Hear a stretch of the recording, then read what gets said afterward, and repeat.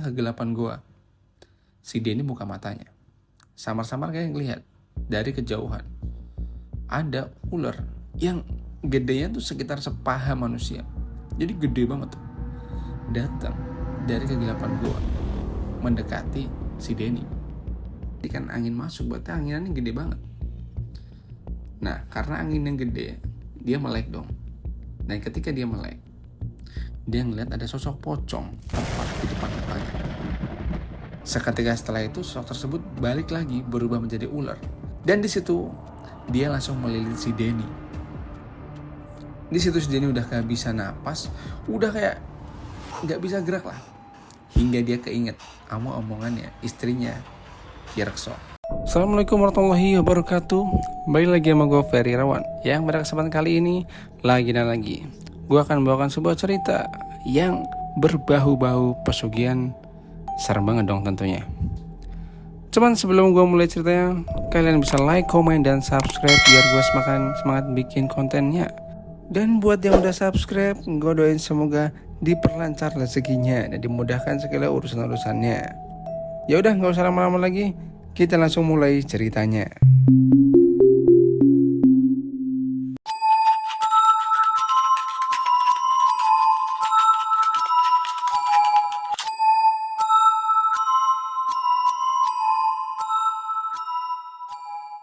Sebut saja namanya Denny. Denny berasal dari Depok, Jawa Barat. Dan dalam cerita ini, si Denny ini adalah seorang duda, punya anak satu.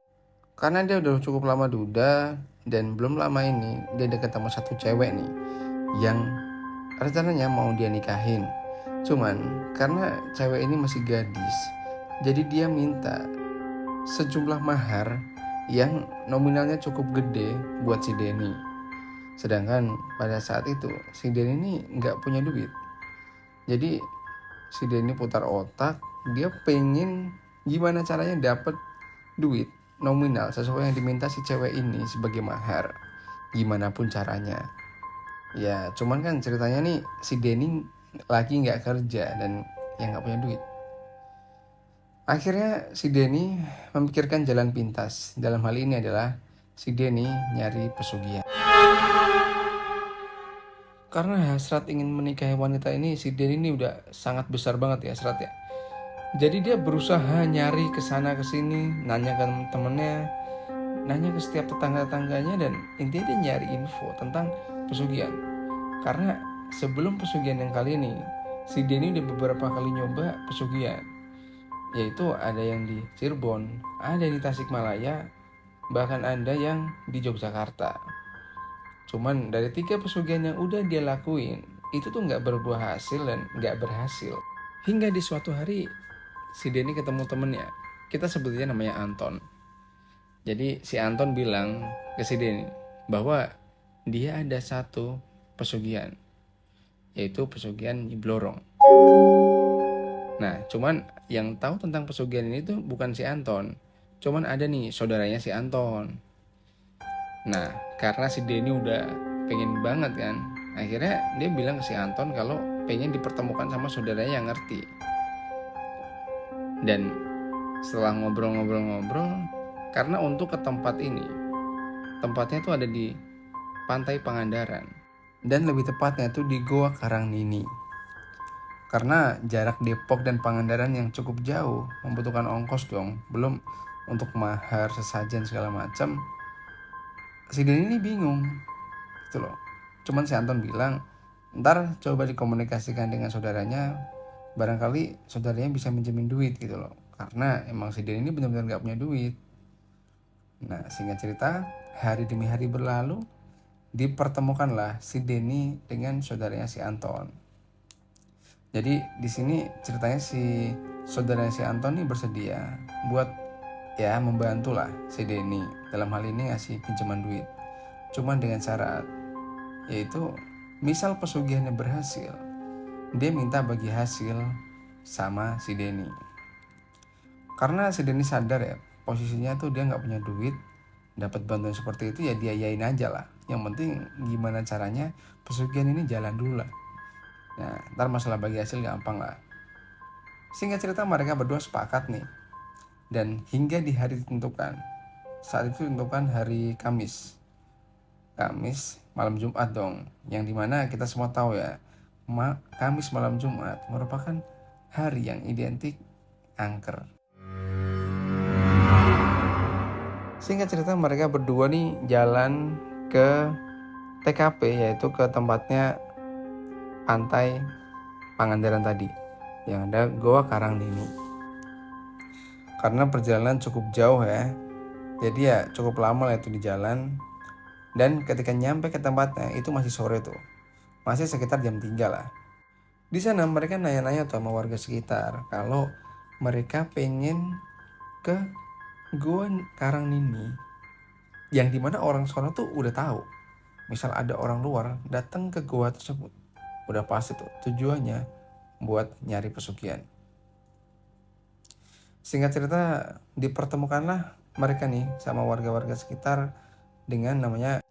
Singkat cerita akhirnya mereka dianterin tuh sama warga desa tersebut dengan kuncen, atau ya bisa dibilang praktis spiritual yang biasa menangani masalah pesugihan di situ.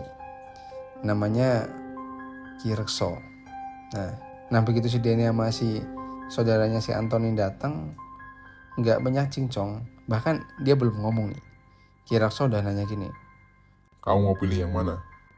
Di situ bingung, si Denny bingung dong, orang baru masuk ditanya pilih yang mana. Maksudnya apa Ki? Kamu di sini mau nyari pesugihan kan? Nah di sini kaget dong si Anton. Tiba-tiba Ki Rekso udah tahu aja, padahal di situ dia belum ngomong apa-apa. Akhirnya si Denny jawab kan, oh iya Ki, saya mau ambil pesugihan. Iya, tadi saya tanya kamu mau milih yang mana. Emang pilihannya ada apa aja Ki? Nah di situ si Ki Rekso ngasih tahu kalau ada 3 pilihan. Mau pesugihan Nyi Blorong, mau nikah dengan jin, atau menumbalkan janin. Nah di situ karena si Denny nggak ngerti, Denny jawab, Saya nggak tahu Ki, terserah. Yang penting yang mana yang paling cepat. Oh, kamu mau yang paling cepat. Ya udah, kita nyiblorong aja kalau gitu. Cuman mahalnya ada mahal. Kalau boleh tahu berapa Ki maharnya? Maharnya 8 juta. di situ lumayan kaget dong. Denny kaget dong, uang segitu ya cukup gede gitu loh. Cuman karena udah terlanjur sampai tempatnya dan tekadnya si Denny ini udah bulat lah. Akhirnya dia nanya tuh sama si saudaranya si Anton, Bang, gimana bang ini? wih mahal juga ya. Tapi ya udah deh, orang udah nyampe sini, masa nggak jadi? Nah akhirnya di situ udahlah ya, setuju lah nih yang antar si Denny nih. Akhirnya dibayar lah itu kan, dikasih uangnya. Akhirnya si Anton sama si Ki Rekso nih langsung ke pasar buat nyari beberapa persyaratan yang harus digunakan. Nah, jadi dia harus beli kambing nih. Dia nyari di pasar, dia nanya kambing yang sesuai dengan kriteria yang dibutuhkan. Cuman gak ada. Akhirnya dia nanya-nanya sama pedagang kambing di pasar, diarahinlah ke beberapa warga nih yang punya peternakan kambing. Singkat cerita mereka dapat nih kambing yang sesuai dengan kriteria yang Ki Rekso mau. Kambingnya harga 5 juta tuh. Cuman sisa duitnya nih si Denny gak tahu buat apaan. Dia pegang lah itu. Ya mungkin gak buat beli kebaya sama beberapa sajen lah sama si Ki Rekso. Singkat cerita ketika semua persyaratan udah lengkap, Ki Rekso balik lagi nanya ke si Denny. Kamu udah benar-benar yakin? Denny di situ mikir lagi, kenapa kayak ditakut-takutin. Ya yakin Ki, emang kenapa? Soalnya udah banyak yang kesini, cuman gagal. Mereka bilangnya di awal berani. Giliran udah di ritual, kabur. Di situ si Denny sempat goyang ya. Jadi kayak emang seserem itu. Cuman karena balik lagi, udah nyampe di situ dan tekad si Denny udah bulat banget. Akhirnya dia memberanikan diri. Singkat cerita, malam pun berselang. Setelah maghrib mereka bersiapan nih. Jadi yang datang ke TKP-nya itu ada Ki Rekso, istrinya Ki Rekso, dan si Denny. Nah, mereka jalan tuh. Mereka jalan dari habis maghrib. Karena perjalanannya cukup jauh, sekitar jam 11 malam dia baru nyampe ke tempatnya. Karena emang dia jalan kaki dan jalannya cukup susah. Aksesannya cukup sulit lah buat dijangkau. Jadi bener banget nih, ketika si Denny jalan, dia tuh ngelewatin goa-goa yang Kirekso bilang. Jadi beneran tuh ada 3. Di jalan. Nah, pas udah mau nyampe, si Denny ngelihat ada orang yang lari terbirit-birit dari mulut goa dan dia kabur gitu.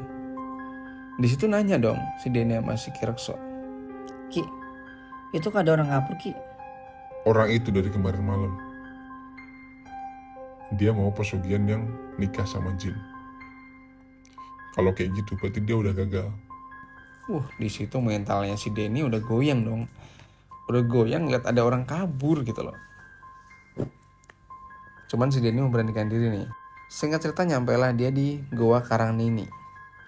Di sini istrinya si Kirekso nanya dong sama si Denny, mastiin lagi nih untuk kesekian kalinya. Kamu beneran yakin mau ngelakuin ritual ini? Oh, yakin Bu, yakin ya. Tapi nanti misal kamu gak kuat, kamu udah ketemu sosoknya kamu gak kuat, kamu bisa azan kan? Oh bisa Nyi. Ya udah, kalau kamu gak kuat, kamu azan aja. Oh baik Nyi. Udahlah, di situ akhirnya dibukain tuh gerbangnya sama si istrinya Kirekso. Jadi istrinya Kirekso ini kayak ngelakuin sebuah gerakan semacam tarian di depan mulut goa Karangnini. Yang gerakan ini dimaksudkan untuk membuka gerbang gaib. Jadi biar si Denny ini bisa masuk. Setelah dia ngelakuin beberapa ritual tadi, Denny pun masuk, diantarin sama Kirekso beserta bawa sajen lah tadi yang udah disiapin. Nah cuman Kirekso cuman nganterin sampai bibir goa doang. Setelah itu ya semuanya bergantung sama si Denny dong. Nah Kirekso ngasih tahu beberapa bacaan yang harus dibaca si Denny selama dia ngelakuin tapa nih. Nah singkat cerita udahlah dia nyampe ke tempat yang ditentukan. Di situ Kirekso bilang kalau Denny bebas mau duduk model gimana pun yang penting dia nyaman. Udah lah tuh dapat satu kan tempatnya. Si Denny bertapa dong sambil baca bacaan yang udah dikasih tahu sama Kirekso. Sekitar 1 jam dia bertapa itu tuh nggak ada apa-apa. Beneran ya nggak ada apa-apa. Di sini si Denny ngerasa kayak orang bodoh gitu, kayak gue ngapain nih? Yang gue tunggu mana nih, nggak ada yang datang gitu dong. Cuman di sini si Denny tetap fokus bertapa hingga 1 jam berselang. Tiba-tiba ada angin kenceng banget. Padahal jarak dia antara bibir goa itu jauh, ada kali 50 meter. Yang dimana angin tuh pasti susah lah masuk. Jadi andikan angin masuk berarti anginannya gede banget. Nah karena angin yang gede, dia melek dong. Dan ketika dia melek, dia ngeliat ada sosok pocong tepat di depan mukanya. Di situ beneran goyang. Di situ si Denny beneran ketakutan. Akhirnya si Denny cuman menjemin matanya lagi. Dan dia ngebatin nih, oh mungkin ini nih yang bikin orang-orang pada takut, orang-orang pada kabur. Mungkin ini nih cobaannya. Ini ujian sebelum ketemu sama si Nyi Blorong. Nah, di situ di dalam ketakutan yang benar-benar takut, si Denny beraniin diri dan dia modal baca-bacain apapun lah sambil merem. Dan sekitar 5 menit ketika dia buka mata lagi, beneran tuh nggak ada sosoknya. Nah karena dia udah ngeliat indikasi gitu, dia yakin nih gak lama bakal muncul nih sosok si Nyi Blorong. 10 menit setelah kejadian itu balik lagi tuh, ada angin yang lebih kenceng. Angin yang lebih kenceng dari yang pertama tadi. Dan dia buka matanya dong. Dan dia ngeliat ada 2 sosok pocong ada tepat di depan hadapannya. Wah, di situ dia udah perasaan kacau banget. Dia udah pengen kabur. Cuman ya dia ingat tujuan dia di awal. Dia udah takut setakut-takutnya sebenarnya tuh. Dia udah badannya kaku, nggak bisa ngapa-ngapain. Dan dia balik lagi ngelakuin apa yang dia lakuin tadi, merem sambil baca-bacaan. Nah, setelah itu beneran tuh pas ketika dibuka udah nggak ada tuh sosoknya. Dalam mata si Denny, ini mana sih? Dia nungguin Nyi Blorong, yang datang malah sosok-sosok kayak gini. Hingga di kesempatan ketiga ada suara ular. Jadi kayak nah, di situ ada suara ular. Dan di tengah kegelapan gua, si Denny buka matanya. Samar-samar kayak ngelihat dari kejauhan ada ular yang gedenya tuh sekitar sepaha manusia. Jadi gede banget tuh. Datang dari kegelapan gua mendekati si Denny. Di situ si Denny antara takut dan senang. Dia takut karena takut dipatok atau dililit sama ular ini. Dan yang kedua, dia senang ya karena mungkin ini nih jelmaan Nyi Blorong yang dia tunggu. Ular itu semakin mendekat, dan setelah berjarak sekitar 2 meter dari si Denny, ular tersebut seperti ular kobra tuh, kayak berdiri. Dan perlahan ular ini berubah menjadi gadis wanita yang cantik banget, pakai baju hijau, kebaya hijau. Ya ala-ala Nyi Roro Kidul gitulah. Yang menurut kesaksian si Denny ini cakep banget. Nah, tiba-tiba sosok ini tuh ngajak ngomong si Denny.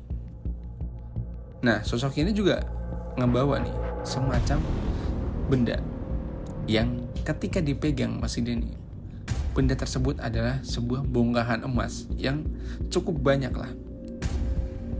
Di situ si Denny udah nggak ada takut-takutnya tuh. Dia udah ngerasa berhasil nih ngelakuin ritual. Nah, sosok ini ngasih izin pada si Denny buat megang emas ini nih. Si Denny megang dong dengan senang-senangnya kan. Wah, di situ pikiran saya udah, gue kaya nih, gue udah bisa nikah dan gue akan kaya raya. Pikiran si Denny. Beneran tuh, ketika dipegang itu beneran emas dan iya, emas nyata real lah. Nah, cuman sosok itu ngomong lagi. Ketika si Denny mau kabur, sosok ini ngomong lagi, lepasin, taruh lagi emas tersebut. Nah, kira taruh lah itu kan. Tiba-tiba sosok ini ngasih si Denny seekor ayam. Kenapa si Denny bisa tahu ini ayam? Karena ada suaranya dong, yang dimana sosok tersebut nyodolin ayam tersebut dan nyuruh si Denny buat nyembelih. Nah, di situ Denny bingung dong karena yang nggak ada pisau, dan dia nanya nih sama sosok ini. Akhirnya sosok ini bilang, itu ada batu. Nah, jadi ada batu yang cukup tajam yang bisa lah buat menyembelih ayam tersebut. Di situ si Denny udah ngambil batu tersebut. Nah, ketika dia mau nyembelih ayam tersebut, tiba-tiba dia kayak kebayang ada wajah anaknya. Dan seketika itu juga si Denny langsung melepaskan dan membuang pisau tersebut. Dia nggak sanggup tuh. Dan dia ngomong ke sosok tersebut, kalau persyaratan ini sebagai simbolis anak saya nggak mau. Saya mendingan nggak usah. Seketika setelah itu sosok tersebut balik lagi berubah menjadi ular. Dan di situ dia langsung melilit si Denny. Di situ si Denny udah kehabisan napas, udah kayak nggak bisa gerak lah. Hingga dia keinget sama omongannya istrinya Ki Rekso. Di situ dengan suara yang terbata-bata, dia ngelakuin azan tuh. Nah, setelah dia kelar ngelakuin azan, ya tiba-tiba udah gelap. Ya, dia pingsan.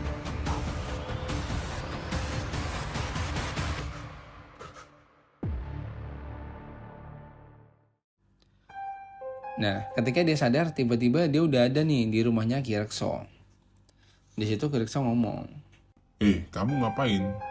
Tidur di bibir pantai? Hah? Di bibir pantai? Iya. Saya nemuin kamu di bibir pantai. Nah, di situ akhirnya si Denny nyeritain apa yang dia ngelakuin, apa yang dia alamin lah. Dia nyeritain kan yang tadi gue bilang. Nah, di situ Ki Rekso dia ada feeling. Jadi di rumahnya Ki Rekso tuh ada satu ruangan ya ini ruangnya dia praktek lah, ruang dia ngelakuin ritual yang nggak boleh nih ada siapapun yang masuk kecuali dia. Nah, ketika dia nunggu di rumah, dia ngedengar ada sesuatu yang jatuh di dalam ruang ritualnya. Nah, di situ dia udah feeling nih, dan dia langsung ngejemput si Denny di gua tersebut. Dan bener, sebelum nyampe di gua, dia kan lewat pantai tuh. Nah, si Denny udah tergeletak di bibir pantai. Dan Kirekso bilang kalau si Denny udah berhasil ngelakuin ritual tersebut. Di situ si Denny bingung dong. Bingungnya, lah tadi kan syaratnya kan harus menyembelih ayam. Sedangkan si Denny nggak mau kan, karena dia kebayang dan jadi kayak berubah jadi anaknya gitu loh. Jadi si Denny nggak mau nyembelih. Tapi kok kata Kirekso nih berhasil dia. Si Denny nanya dong, dia nanya apa nih hasilnya, pengen lihat nih dia. Nah, cuman sama Kirekso dia nggak bilang nih, nggak mau dikasih tahu nih. Jadi Kirekso bilang kalau Udah, setelah ini kamu pulang aja. Kamu siapin satu ruangan di rumah kamu, yang dimana cuman buat kamu sama barang ini nih. Nah, di situ bingung dong. Katanya udah ada hasilnya, cuman nggak boleh gitu, harus nunggu pulang dulu. Nah, karena di situ si Denny udah ngerasa kesal juga ya, karena setelah ritual yang dia lakuin kok masih kayak gini.